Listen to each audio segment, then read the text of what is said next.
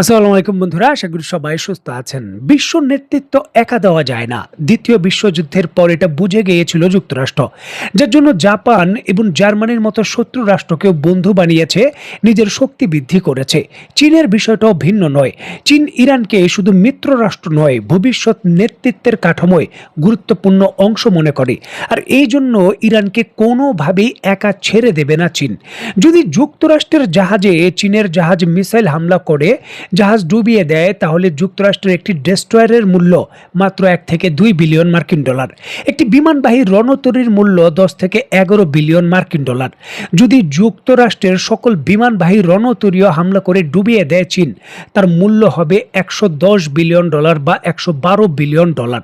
এইবার চীন এর থেকেও বড় পদক্ষেপ নিয়েছে বলা হচ্ছে ইরানকে সমর্থন করে, কারণ এইবার চীনের এই পদক্ষেপ সরাসরি যুক্তরাষ্ট্রের 300 বিলিয়ন ডলারের কাছাকাছি ক্ষতি করবে। যুক্তরাষ্ট্রের পরিকল্পনা ছিল ইরানের অর্থনীতিকে অবরোধ দিয়ে দুর্বল করা, যাতে দীর্ঘমেয়াদী যুদ্ধে ইরান টিকতে না পারে বা যুদ্ধে না যেতে পারে। এইবারে একই কৌশল চীন যুক্তরাষ্ট্রের বিরুদ্ধে প্রয়োগ করে দিয়েছে, তাদের অর্থনীতিকে দুর্বল করা, যাতে ইরানের বিরুদ্ধে দীর্ঘ যুদ্ধে তারা যেতে না পারে।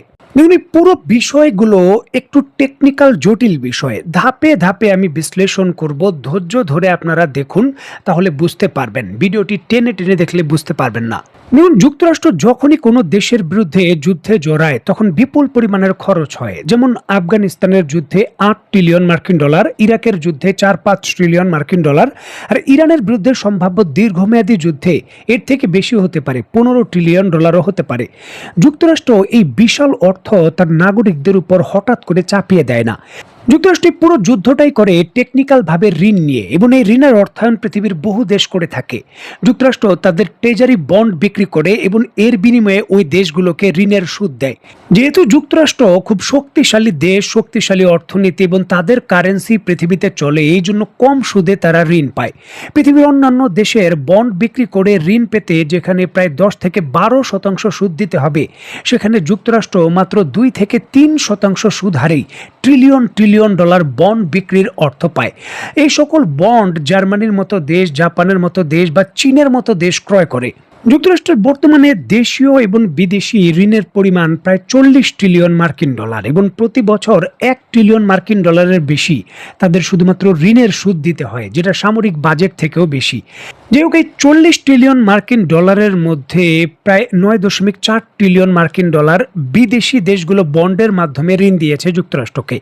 এক নম্বরে রয়েছে জাপান। জাপান প্রায় 1.13 ট্রিলিয়ন ডলারের বন্ড ক্রয় করেছে যুক্তরাষ্ট্রের। দ্বিতীয় নম্বরে রয়েছে যুক্তরাজ্য, তারা প্রায় 940 বিলিয়ন ডলারের বন্ড ক্রয় করেছে।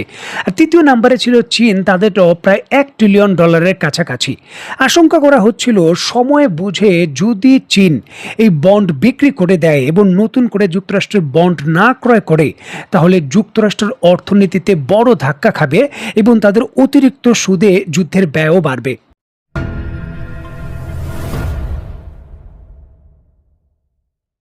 দেখুন, ইরান যুদ্ধের প্রেক্ষাপটে ইরানকে যত সহযোগিতা করেছে চীন, অস্ত্র দিয়ে বা রাডার দিয়ে, সামরিক বিশেষজ্ঞরা বলছেন এই সিদ্ধান্ত বাস্তবায়ন এর থেকেও 10 গুণ বড় সহযোগিতার সমান। দ্রুত গতিতে যুক্তরাষ্ট্রের যে ঋণপত্র চীনের কাছে ছিল, চীন তা বিক্রি করে দিচ্ছে। এক সময় যে 1 ট্রিলিয়ন ডলারের ঋণপত্র চীনের কাছে ছিল, সাউথ চায়না মনিটর এবং অন্যান্য বড় সংবাদ মাধ্যম নিশ্চিত করছে সেটি এখন 633 বিলিয়ন ডলারের কাছাকাছি নামিয়ে এনেছে চীন, এবং দ্রুত গতিতে তা আরো বিক্রি করছে এবং নতুন করে ক্রয় করছে না।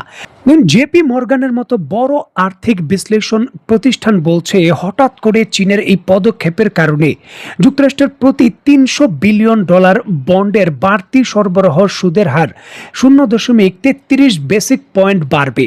জেপি মর্গান বলছে, চীন যদি তাদের কাছে থাকা বাকি 600 থেকে 630 বিলিয়ন মার্কিন ডলারের যে বন্ড সেগুলো বিক্রি করে দেয় এবং নতুন কেনা বন্ধ রাখে, তাহলে মার্কিন বন্ডের সুদের হার 0.50% থেকে 1% বা 100 বেসিস পয়েন্ট পর্যন্ত বাড়তে পারে। আর এর কারণে ঝুঁকি তৈরি হয়েছে পূর্বে যুক্তরাষ্ট্র যেই ঋণ পেত 4% সুদে, সেটি এখন তাদের নিতে হতে পারে 6% সুদ হারে। আন্তর্জাতিক রিপোর্ট বলছে চীনের এই বিশাল পদক্ষেপের কারণে যুক্তরাষ্ট্রের এই অতিরিক্ত বন্ডের সুদ বেড়ে যাওয়ার কারণে নতুন ঋণ তো দূরের কথা, পুরনো ঋণগুলো রিনিউ করার জন্যই যুক্তরাষ্ট্রের অতিরিক্ত 250 থেকে 300 বিলিয়ন ডলার অতিরিক্ত সুদ দিতে হতে পারে, যেটি তার যুদ্ধকালীন খরচের সঙ্গে অতিরিক্ত একটা বিশাল ব্যয়। ইরান যুদ্ধের প্রেক্ষাপটে যুক্তরাষ্ট্রের প্রশাসন অলরেডি ইউএস কংগ্রেসের সঙ্গে বর্তমানে জটিল একটা সমীকরণে আছেন। ইরান যুদ্ধের জন্য 150 বিলিয়ন ডলার অতিরিক্ত চেয়ে তারা এখনো পুরোপুরি হাতে পাননি বা প্রস্তাবটি পুরোপুরি পাশ হয়নি। এমতো অবস্থায় চীনের এই পদক্ষেপ খরচ আরও বাড়িয়ে দিতে পারে 300 থেকে 350 বিলিয়ন ডলার। সুতরাং যুক্তরাষ্ট্রের এখন অনেক কঠিন হয়ে গেল ইরানের যুদ্ধ বিস্তৃত করা বা কোনো কার্যক্রম শুরু করার ক্ষেত্রে। চিন্তার বিষয় এখানে আরও রয়েছে। দেখুন, বিদেশি ট্রেজারি বড় বড় প্রতিষ্ঠানগুলো তাদের ইউএস রিজার্ভ থেকে সরিয়ে নিচ্ছে।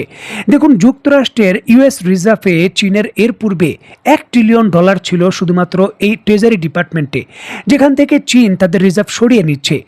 দুইটা বিষয় বারবার এখানে আসছে। প্রথমটা হলো যে ইরান যুদ্ধে বড়ভাবে জড়িয়ে যাবে চীন, নয়তো তাইওয়ানের বিষয়ে বড় সিদ্ধান্ত নেবে। আর যদি এমনটা করা হয় তাহলে যুক্তরাষ্ট্র যাতে এই চীনের যে বৈদেশিক মুদ্রার রিজার্ভ রয়েছে তা ফ্রিজ করতে না পারে, এর জন্য তারা তড়িঘড়ি করে সকল কিছু সরিয়ে আনছে। মানে বড় সিদ্ধান্ত নিয়েছে চীন, যেটা বাস্তবায়ন করবে। এই ক্ষেত্রে জাপানের সঙ্গে উত্তেজনাও কিন্তু কম নয়, উত্তেজনা অনেকটাই তুঙ্গে। সুতরাং যুক্তরাষ্ট্রের এখন শুধু ইরানের বিষয়গুলো নয়, চীনের মতো শক্তির বড় পদক্ষেপের বিষয়ও মাথায় রাখতে হচ্ছে।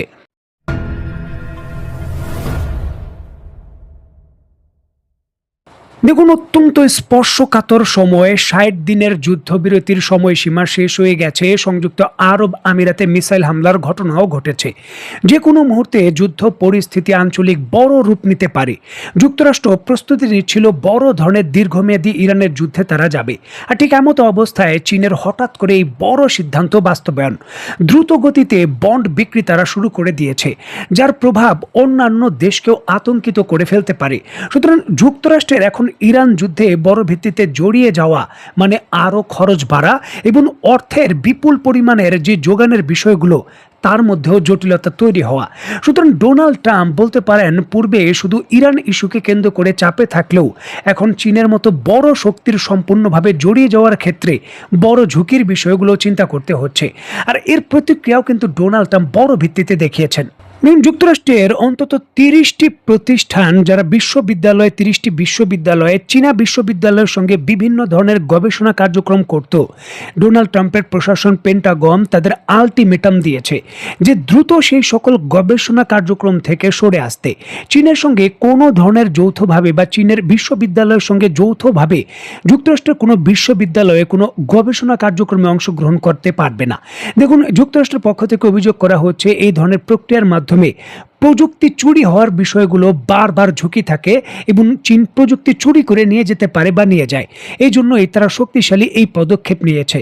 তবে বাস্তবতা বলছে, অনেক সামরিক বিশেষজ্ঞরাই বলছেন যে ইরান যুদ্ধের প্রেক্ষাপট এবং দুইটি বড় শক্তির এই ক্ষেত্রে এঙ্গেজ হওয়ার বিষয়টি এখন অনেকটাই আরও সামনাসামনি চলে এসেছে। দেখার বিষয়ে যুক্তরাষ্ট্র এই সার্বিক বিষয় বিবেচনা বা আমলে নেওয়ার পর তারা ইরানকে কেন্দ্র করে কি সিদ্ধান্ত নেয়। তো বন্ধুরা, আজকের মতো বিদায়। নতুন কোনো ভিডিও নিয়ে আবার দেখা হবে।